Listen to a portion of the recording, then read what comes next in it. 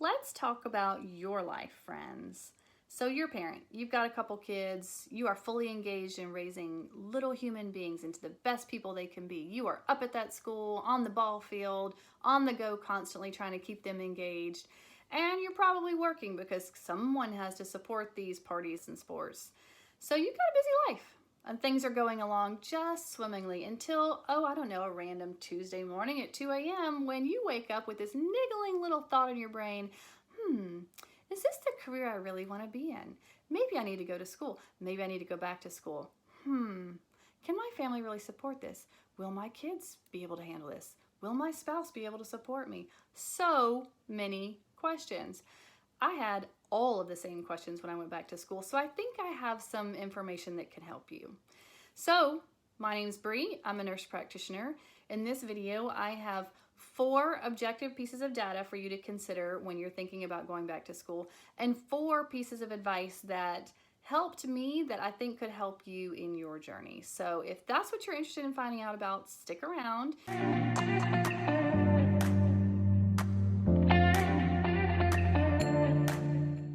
Okay, so pull out your pens and paper, preferably colored pens because that's what I like. I like to see information in front of me. I'm very visual and I like to write it out. You may or may not be like that, but that's what worked for me. So I'm advising you pull that stuff out. So here are 4 questions I want you to ask yourself, and it will help you to take things from this abstract, overthinking, paralysis by analysis kind of situation that you may be in and make it concrete so that you can see which column has more points. You know, it will help you in making these decisions. So here are the 4 questions. I'm going to tell them to you and then we'll go through them one by one.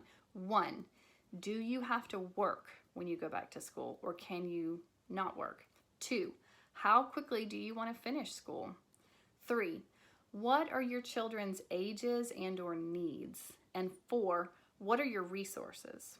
So, number 1, do you need to work when you're in school? And in particular with the nurses and the NPs that are going back to school, many of you are already working, you're already supporting your family, and it may not be an option for you to not work.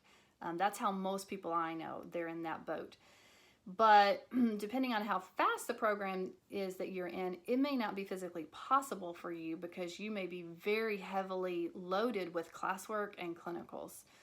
So if you have a heavy financial burden, if you are the primary income earner for your family, you don't have anyone else you can rely on or any other family you can rely on, you're going to have the burden of paying for school, but you're also going to have the burden of continuing to pay for your life. And are you willing to borrow some of that money? It kind of comes down to what are you willing to sacrifice? Time, particularly time with your family versus work, because you're going to have to be engaged in school. In particular, well, I think actually it applies to both RN and NP programs. They are heavily saturated with material and clinicals and studying on top of that. So it's going to be really difficult to do all of it. For me, I filtered down all of it. I wanted to do a very fast program, so I went down to working PRN. And for most of the nurse practitioners in the particular program I was in, they were either not working or they were PRN, at most part-time. I think it's very unrealistic to say that you can successfully go to school full-time and work full-time when you have children. If you don't have children, it's a different situation, but your children are still going to have needs when you're in school, even if you have resources to help you. So you're going to need to be there for those things. You just have to consider how much and when and what are you willing to sacrifice here. So if you are the primary income earner for your family and or you are not willing to borrow more money to support your life, then you may not be able to cut back on work and you're going to have to sacrifice some of the time that you would have spent with your family. So that's one of the things you may have to cut out. So of these 4 data points, you're not going to be able to have them all. You may be able to filter them all down some, but something's got to give. So the second thing I want you to consider is how quickly do you want to finish school? For me, I could not fathom the idea of a 3-year master's program. That just seemed like forever, and in my children's lives, they would have aged so much, so many things would happen that I would miss. I just couldn't fathom that idea. So for me, I did an 18-month program, and I knew it was going to be very curriculum heavy. I knew I was going to have to shove in a lot of clinical hours to a short time frame, and it was going to be really rough for a while. But for me, that was acceptable. If you have a different set of needs, you have to work, this would be your option. Go back to part-time. Do your school part-time over a long period of time, and then you can continue to work. Or if your kids, I think my third point, which is consider what your kids' needs are. If you have children that are younger or that you need to be more engaged in their things that you can't outsource to other people that you still need to do, then you need to be doing part-time school. You're going to kill yourself trying to do full-time and work. So something's got to give between the kids and the family's needs, your financial needs, your school needs. Something's got to give. You've got to balance it all. So you need to consider which of these are your most important pieces. Is your financial piece the most important part, or your kids and your family's needs the most important part, or is your sanity and valued sleep time and ability to complete coursework, which of these takes priority? And most of these programs are not going to allow you to put school last. It's going to have to come first, you know. I think master's programs are a little bit different than undergraduate programs. In my experience, the undergraduate programs are much more rigorous and have much less wiggle room for poor grades. In your master's program, it's just kind of a little different. So there's a little more wiggle room there. So those are things you need to consider. And the fourth and probably most important data point to consider is, what are your resources? Do you have a spouse that can support you? Do you have family that can support you? And I don't just mean financially, I mean getting your kids to and from events. I relied very heavily on friends to cart my kids around to all their activities, because for me, it was important that my children's lives didn't suffer too much. I knew that I was going to be engaged in their life less and that I was going to have my nose in a book much more, but I didn't want their lives to change. You know, I didn't want to pull them out of the sports activities and all of the events and things going on in their life. I didn't want them to feel like their lives were stressful as well. That was really important to me. So I was very blessed to have a lot of family, and I think having a formal discussion with your resources beforehand is really helpful. You know, get some buy-in, have a dinner, bring all your family and your friends around and say, look, these are my goals. I really hope that you can help me achieve them by doing X, Y, and Z. And you'd be amazed at how many people want you to succeed and will help you. So definitely go through your resources. If you don't have friends and family around, maybe you have daycare, other options like that to help you entertain and keep your kids busy and feed your kids. There were days I couldn't even figure out what to make for dinner or how I had time to make dinner for my family.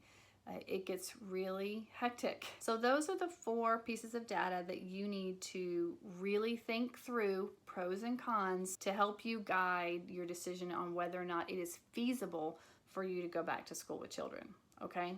So moving past that, yay, you've decided you can do it. Okay, fabulous. Here are the 4 pieces of advice I have for you that really helped me when I was in school with my kids. 1, figure out what your study time is going to be, because it's very difficult to study at home with kids. There's a lot of noise, there's a lot of activity. It's very easy to get pulled into, you know, all the tasks of daily life, like the dishes and the laundry and dropping this kid off here and there. It's very easy to get pulled into that during the day when you've carved out time to study. So say you know you're going to study from 4 to 6 in the afternoon. Well, that's a busy time with kids. That's the busiest time of the day. So that didn't work out for me, but you got to figure out what works for you. For me, I would get up at 4 in the morning. It was awful. I'm not really a super early morning person, but I became one during that 18 months, because from 4 to 6 in the morning, nobody needs anything. And there's something to be said for the stopping and starting. When you get into a groove of studying and you're on a roll, you're focused, you're really getting a lot done and you're being very effective, not being pulled away from it because somebody's pulling somebody's hair, that's huge, because you just keep plowing through it. So figure out what time works for you for studying. Maybe it's that you can't do it in your house and you've got to be at the library or at the coffee shop or somewhere else, but figure it out and stick with it, because that's the big thing with school, right? It's not just the physical presence in the classroom or the online presence in the classroom and all the work you've got to do. It's the intangible time it takes to study. You know, for one person, it may take them listening to it one time in one lecture to hear it. For another person like myself, it takes studying it over and over and writing it out and really trying to hammer it in before I got it. So that's a part that you have to know what type of student you are and what time is going to work for you, because you're going to need to study. A lot of studying goes into these programs. So the other subset of piece of advice I have for that is figuring out your passive study time. So there's a lot of life that happens in the car. For me, I would record my lectures and I would listen to the audio in the car, and it's just passive time. You know, that was time that I could passively take in the content and try and solidify it in my brain. That was huge for me. So I would listen to the lectures in the car, and this is another solid tip. Buy your review course and listen to it in the car from the moment you start your program, because most of the way these curriculums are set up is intended to mimic boards. They are accredited based on your success. So they want you to pass boards. So they're going to teach you boards material. So start studying your boards review course early on. Over time, if you listen to it over and over, it seeps in. And by the time you get to the end of your program, you've heard all of this stuff, and it's much easier for you to then really study it and get it solidified. So that it was a huge part of my success in taking boards. Okay. My second piece of advice for going back to school with kids, in particular nursing, much of what we do is focused on physical assessment. So I would use my kids. They were my pretend patients, and they generally loved doing this with me. It helped them to be a part of what I was doing in my life. So I would practice my physical assessments on them. I'd listen to their heart and their lungs and all of these things, and we'd talk about what I was learning. I also took a medical Spanish class, and 2 of my kids were in Spanish. So we would talk about Spanish, and they would help me study the Spanish. They would go through the flashcards with me, and we'd talk about similar things that we were learning. And that was kind of a cool moment to make them feel a part of what you're going through, and that you're a part of what they're going through still, and that it matters to you that even though you are so incredibly stressed out and so busy studying, that they can help you because they want to help you. Children desire to be a part of your success and to make your life easier. They really do. The third piece of advice is to keep a day open. Keep one day open, okay? Even if you can't do a full day, 8 hours. 8 hours of one day once a week that you're dedicating to your family, that you are trying really, really hard not to be focused on school or work, that you're focused on them. Whether it's that you're at their sporting event or that you're doing something together as a family, really try hard to make that happen. It's important to them to know that they are still your priority, even though you are so pulled away from them right now. The last piece of advice I have is to talk openly about school. Talk openly before you start school, while you're in school, all throughout the process with your children about why you're doing it. You know, mommy understands that this is very difficult for you right now, and that I can't be at your party at school tomorrow because I have to be in the class. And it breaks my heart for that, but please realize it's only for this year. And it's important for me to be in school because I'm building a better life for me and by default for you. These are my dreams. It's important for children to see you go through the process. They are learning so much from you by watching the stresses that you go through, because they also are in school. They're facing similar stressors as you, difficult teachers, difficult classmates, hard tests that they may fail. And to watch you go through it is invaluable, actually. How many kids get to actually see their parent as a role model for how to be a student? So you really have a good opportunity to do that and to show them the value of education and what it can do to change your life. Remind them that they will always be your priority, that you are doing this for them as much as for you, and to just continue loving on them. And most importantly, you realize this won't last forever. I told my girls that so many times. This won't last forever. This is just a season of our life.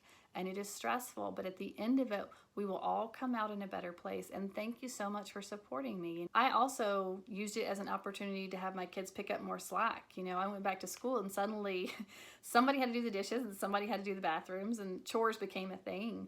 It wasn't before then. So it kind of helps them to feel like they're a part of this family process of improving your life together. So this won't last forever and it'll be stressful, but there are some beautiful moments that can come out of it.